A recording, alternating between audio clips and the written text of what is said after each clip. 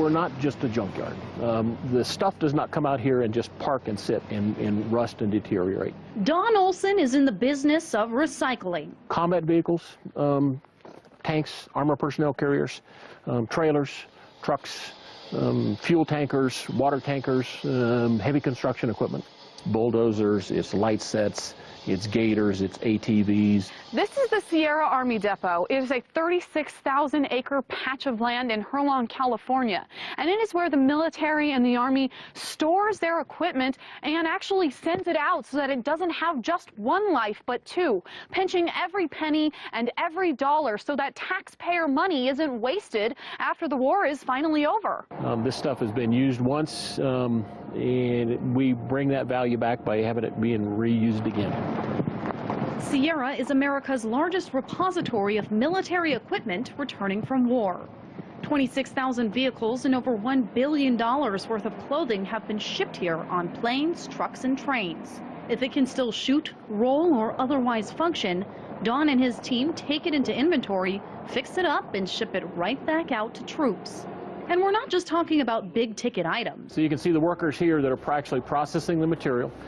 They're opening the boxes to see if what's inside. It's an engine starter, I don't know, hundreds of dollars for a big truck. There's cables, there's filter systems, there's a steering wheel. It's not sexy stuff. But if we did not do this, the Army would be buying all of this again. And they're not having to do that now. How many different types of things, tidbits, are we talking about here? Millions. Literally anything that's in the Army supply system we could receive here. Anything. So it's kind of like a big Home Depot where they can just go to aisle C4. Yeah, it kind of is. In an age where the military's belt is tightening through sequestration, drawdowns, and troop cuts, anyone who can save the Pentagon a penny is quite an asset. One stark example, armor used in soldiers' vests. Previously, we would throw these away, and the Army would buy a new one, about $500. And we got with the manufacturer, and we said, look, can we do something to this to make it usable again for the soldier at a cost savings for the Army? So we now have a process we've identified where we can fix all of these little deficiencies that are on the end. And the process is simple. Heat the area up, she'll apply the tape on there, and seal it back on. It's permanently sealed, and it's just like it was manufactured brand new at the factory. The team then sends the plates through an X-ray to look for cracks and puts each one through a stress test. 2 million plates and counting. It costs us about $16 each to fix. We've saved the Army huge amounts of money. In another warehouse, workers sort through clothing, then create a kit for individual soldiers based on their size and needs. We pick the items for each soldier, we pack them into boxes, and then we put them on a UPS truck and we ship them out of here. We do this better than anybody in the world. It's the largest scale operation of anybody in the world that does this kind of a job. But with the war in Afghanistan finally coming to a close, more equipment is coming in than ever before. The question now is what to do with these former war machines. For that, the military is getting creative. This trailer is a water purification system. It could soon be deployed to natural disaster sites. Humvees and MRAPs are being stripped of their heavy armor and repurposed for civilian use. And the list goes on. What can't be scrapped or salvaged is sold to the highest bidder, often allied militaries, sometimes local law enforcement. It's all about that, trying to wring some value out of something that may previously have not had value, specifically the returned items. Anything to save the military a few bucks now that the war drums have finally stopped beating. Reporting in Herlong, California, Megan Lopez, RT.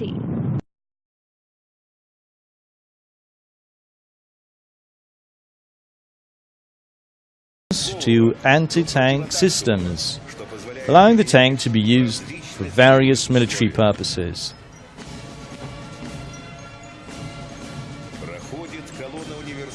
We can now see the Typhoon multi-purpose armored personnel carriers, Typhoon K and Typhoon U. The column is led by Lieutenant Colonel Alexander Velikanov. These armored vehicles have proven to be a reliable support of the military police and engineer troops during humanitarian missions in Syria.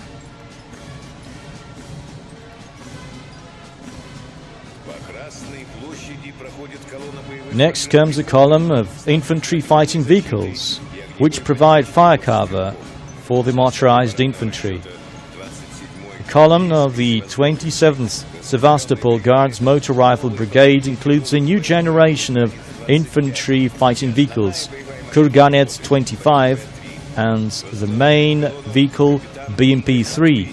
The column is led by Captain Igor Matveyev.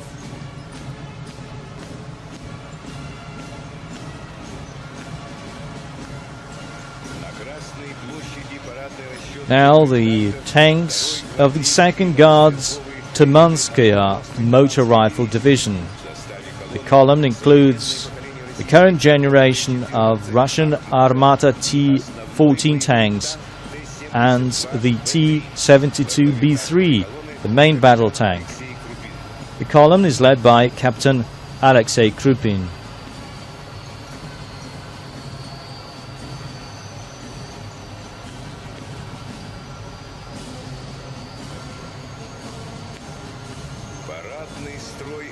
The artillery formation is represented by a column of the Simferopol Artillery Regiment, including the Koalitsiya SV artillery system and the 152mm self-propelled Star S howitzers. The column is led by Major Mikhail Komogarov. This artillery system ensures quick, precise and effective destruction of even the farthest targets.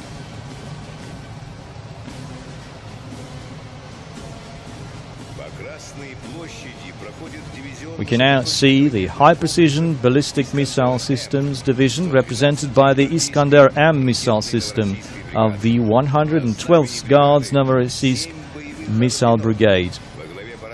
Column is headed by Lieutenant Colonel Mikhail Ivanikov. The unique capacity of this missile complex for high proficient and high accuracy long-range strikes makes it one of the best of its kind in the world.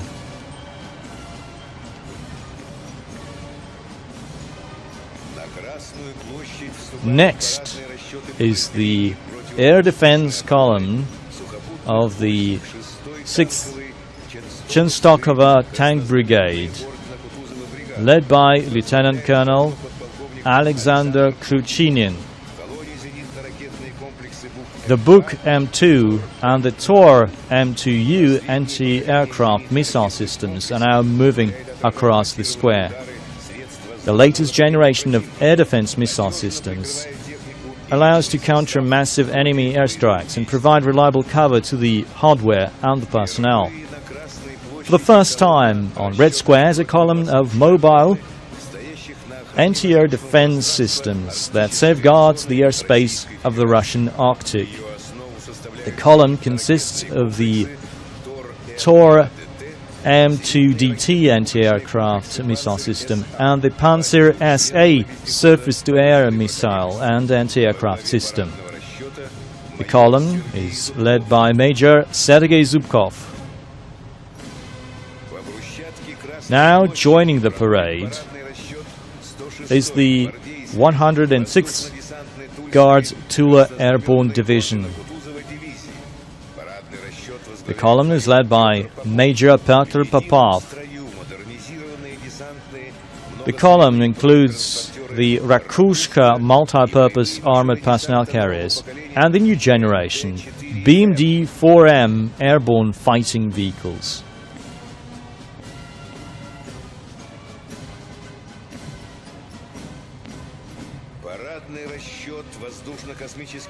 The airspace force of the Russian Federation is represented by the 93rd Air Defense Corps. A column of Panzer S air defense systems is commanded by Lieutenant Colonel Oleg Pikov. This is the pride of the Tula defense plants. This is the only air defense system capable of maintaining precision firing while on the move.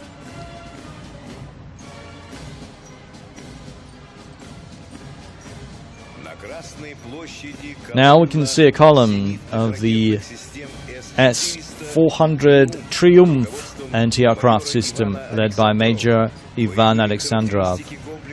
No foreign air defense system can match its capabilities. The S-400 can target existing and any new armaments that are being developed by the potential adversary.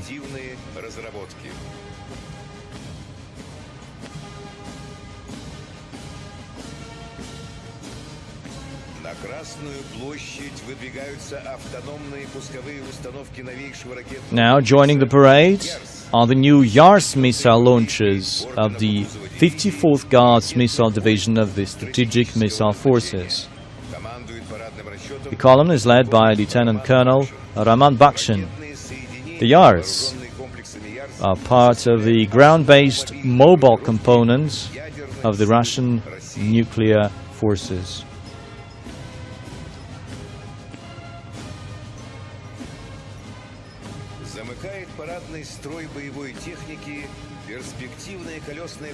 And we have a new development, the boomerang-wheeled armored personnel carrier, carrying flags from different branches of the Russian armed forces.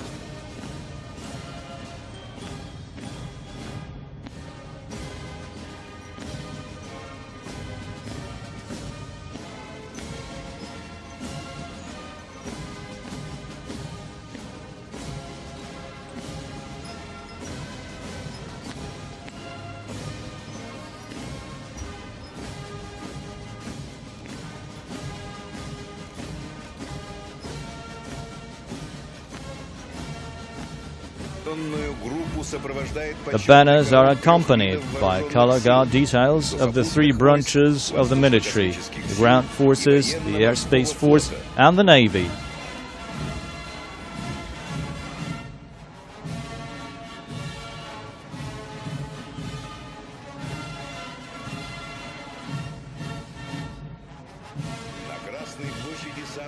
The parade's youngest participants, from the Moscow Suvorov Academy, led by Academy Principal, Lieutenant General Viktor Polikov.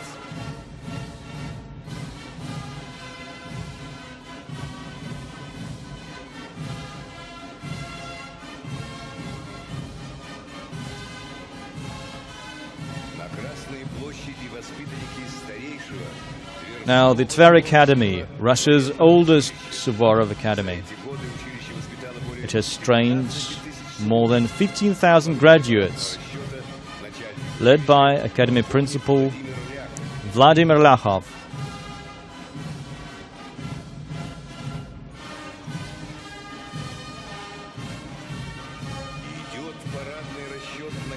Cadets from the Nakhimov Naval School are led by Captain First Rank Anatoly Derevanko.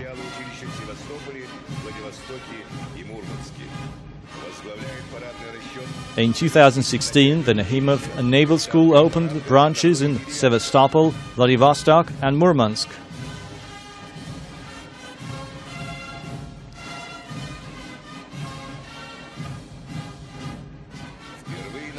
The first time joining the parade is a formation of the Yunarmia, or Young Army, a military and patriotic voluntary movement. It was set up upon the initiative of Defense Minister Shoigu. Currently, the movement spans across the entire country and lists over 70,000 boys and girls. The cadets of the Yunarmia are led by Olympic champion in bobsleigh Dmitry Trunyankov.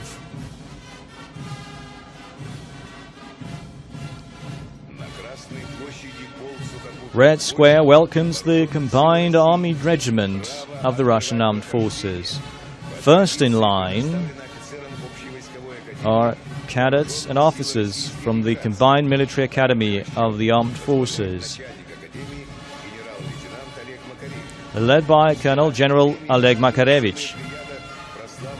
Many of its graduates of the past were heroes of the Great Patriotic War. A lot of the Academy's present-day graduates are commanding officers of the Russian Army. The military academy has trained more than 2,000 heroes of the Soviet Union and Heroes of Russia.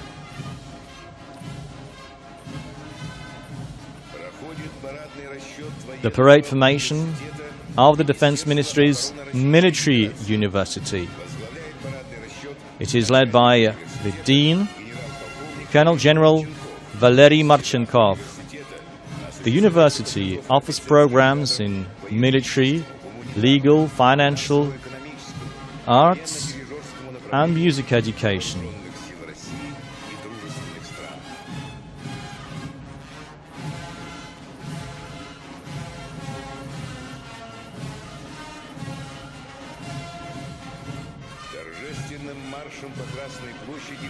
They are followed by the Krylov Military Academy of Logistics Support. The troops are commanded by General Lieutenant Andrei Toporov. During World War II, its alumni made sure the troops received the critical supplies they needed to prevail. The Academy has trained more than 100 heroes of the Soviet Union, heroes of socialist labor, and heroes of Russia.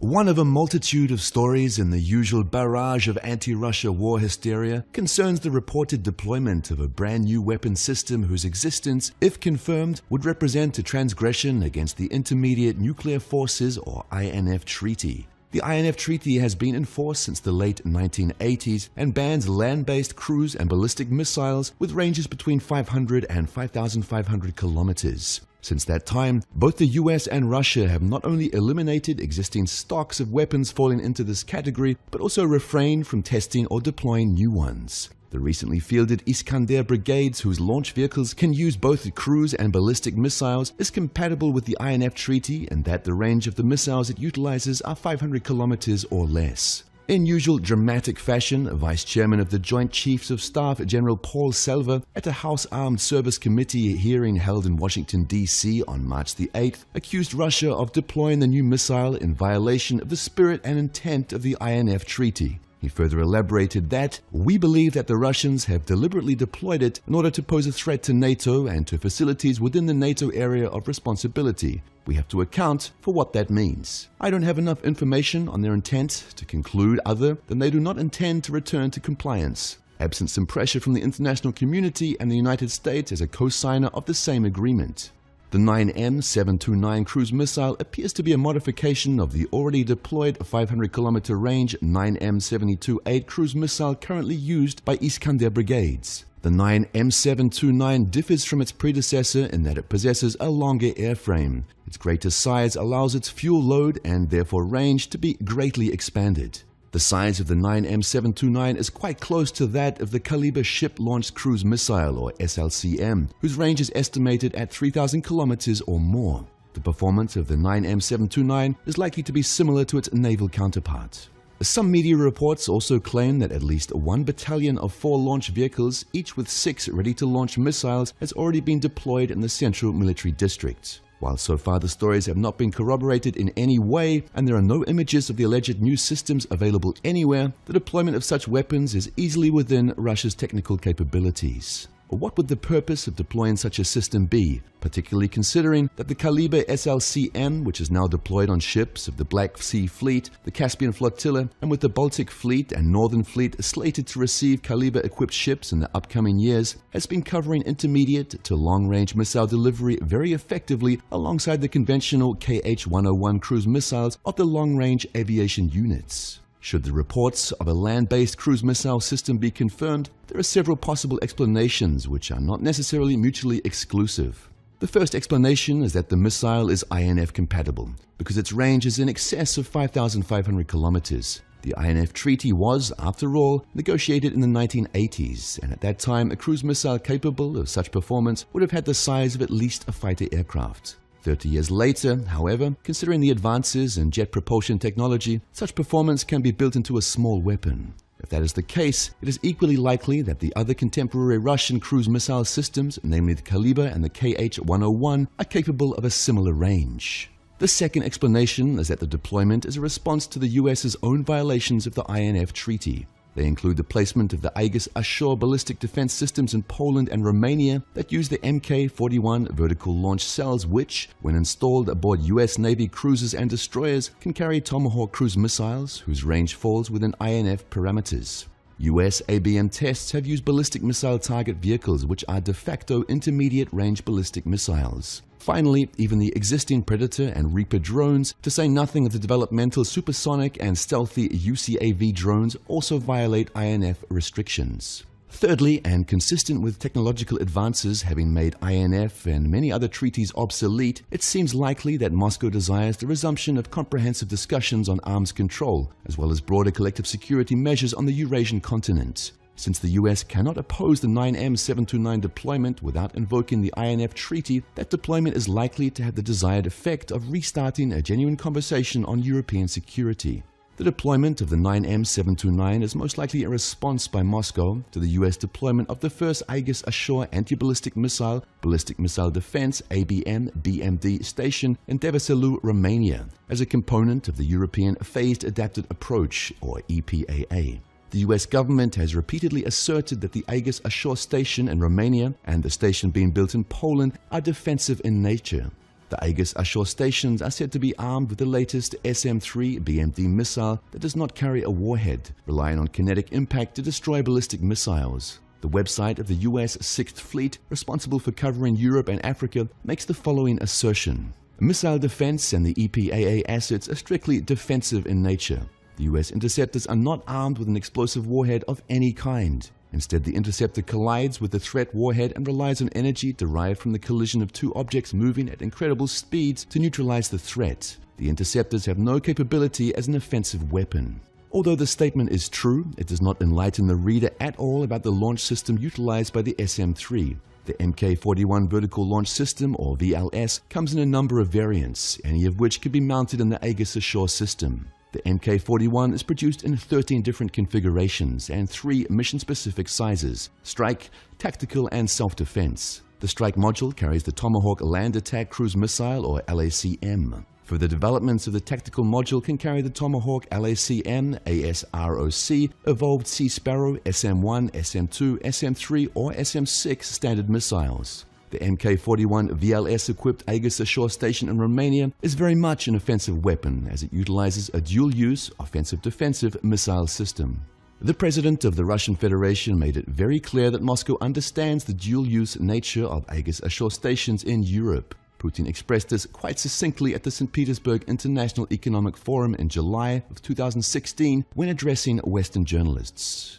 Not only would the deployment of an intermediate-range 9M729 help in countering the establishment of Aegis Ashore stations in Romania and Poland, it also politically counters US hypocrisy and false assertions that EPAA is solely defensive in nature, and brings the entire concept and the validity of the INF Treaty into question. Has the INF Treaty reached the point of obsolescence? When a number of modern technologies are considered, it is obvious that the new negotiations are required if the spirit of the INF Treaty has any hope of an extension farther into the 21st century. The Russian act of essentially taking an LACM used on its naval warships and placing it on land-based launcher to test its feasibility should not be any more controversial than the US military permanently basing missile systems ashore in Europe that are essentially systems used for launching LACMs from its own naval warships. Russia's decision should be seen as a reactionary measure, following the example set by the United States. According to the INF Treaty, the deployment of identical cruise missile systems at sea is permissible, while their deployment on land is not. This clearly favors the US, whose only land borders are shared with friendly nations, one of which is a NATO member.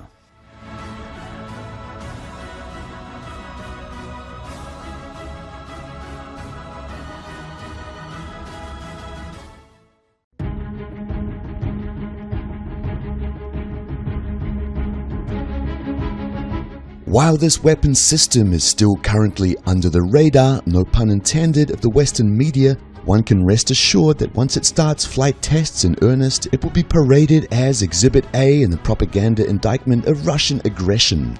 Therefore, it might be worthwhile to preempt the usual media barrage by placing a spotlight on what promises to be a revolutionary weapon system capable of changing the global balance of power.